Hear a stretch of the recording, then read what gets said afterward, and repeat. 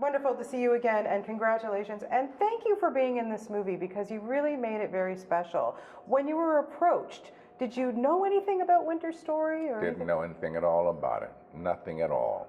So it's what was I trying to say about that? Learning about this. I've never been close to dolphins, like except in the wild. You know, sailing at sea, they come and visit, and say hi, and play around, and then they go away. But you don't get any closer than about 8 feet from them. Here, I got a chance to actually, finally, get close to one without going to SeaWorld or someplace, you know. And it's fascinating. This is fascinating. I touch her and stroke her and kind of commune with her just a little bit. I didn't have to really work with her, so we didn't bond, as it were. But really fascinating. They are amazing, amazing creatures. And I was talking to the kids and everybody else in the film. They were just saying she's just an amazing co-star. Yeah. They talk to her. You know, it's like do this, do that. You know? And I'm sure it's mostly hand and sound signals that she gets, but she responds right away. Really right away. Yeah, really just an amazing story.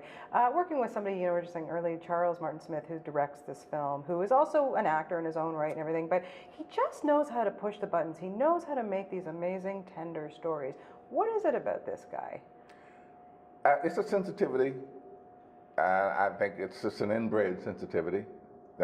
First time I remember Charles Martin Smith was the movie he made called Never Cry Wolf, which was a fabulous book that I had read years before. So I think that he has an affinity. In Never Cry Wolf, he was actually a character living with a pack of wolves, and they accepted him. So I think he has some affinity there, you know. How did you like working with the kids? I have to say that Nathan Gamble, I can't believe he's as young as he is. He's just such a mature young man. And I understand that Harry Connick Jr. had on his iPod, he was showing the kids Electric Company. Yeah. So that they could get to see you. No, they were terrific. People always say, don't work with kids and animals. That's crap. Kids are professional. These children know what they're doing. And most of the time when you work with kids, they know what they're doing. So that's just sort of an apocryphal tale that been come down from W.C. Fields, you know. It's this irascible old coot. I love that. That's a great soundbite. I look at the set and I know there's a lot of young kids on there, and even someone like Harry Connick Jr. and they get to work with you, and even Ashley Judd, who I know you've worked with. But I'm sure that they look at you as a mentor. Somebody who's been in the business and they love working with you. Hold on, let me finish. But I want to ask you. Do you remember back when you made a film, whenever, and was there somebody that you looked up to that you just couldn't wait to work with, or who mentored you? Yes, it wasn't a film, it was a play.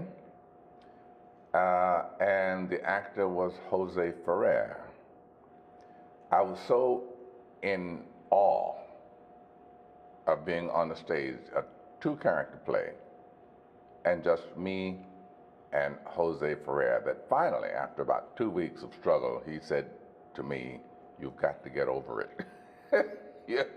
We're just two actors.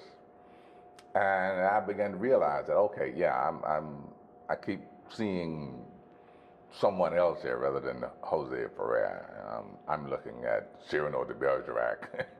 So. Pretty amazing story. That's a great story. You worked on so many phenomenal films, and you've played so many great people in history and what have you. But when you come off a film like this and you see how a dolphin can touch so many people's lives, does it change you in any little way coming off movies like this? No, I don't think so. I'm not that malleable. I'm not that easily changed. But every job has its own little things, its own little pinpoint that you can put on the board. I did that. I like doing that, And the greatest part is that you talk to the press, You're doing these junkets, and they come to, "Well, I like this movie." That's really all you need to hear. Yeah, really. Another did it. Yeah. Okay, I can't leave without asking you about The Dark Knight Rises, of course, because everybody's just chomping at the bit to know about it, and I'm Yeah. not going to ask you to tell me, too much, but just what's it like to reunite with Christopher Nolan? Wonderful, wonderful reunion. We're having more fun on this one than we had on the last one, and we had more fun on the last one than we had on the first one. Getting to know Chris more and more, Chris and Emma, it's Good stuff. great, good stuff. Good. Lastly, we're doing a story on vacations. Where do you like to go to get away from it all? To see Get on your boat. and go off sailing. Yeah. And do you get to see the dolphins? You ever done that when you Oh did heavens! Oh yes, I can tell you of a perfect day. I've had many days when dolphins come to visit, but this was a perfect day. And we're sailing between Bermuda and the Virgin Islands, and we'd had this wonderful day, and it was early evening now. The sun was low on the horizon, and we had had a great dinner, and we were sitting sipping wine in the cockpit. This is like, wow.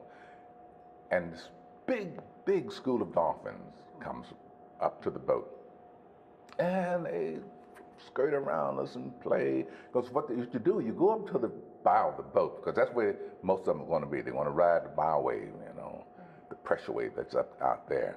I don't care how fast the boat's going, they can ride that wave as fast as you can go. Of course, they can swim a whole lot faster than you can sail a boat. And then they'd run off out about 50 yards or so and jump and leap and play, and then come back like this. Hey, I like that. It's great. Wonderful. It's one of those stories that you had to be there. No way explain it to you. Well, anytime you want to take me on your boat, I'm happy to come along. Always a pleasure to talk to you. Always. So great in this movie.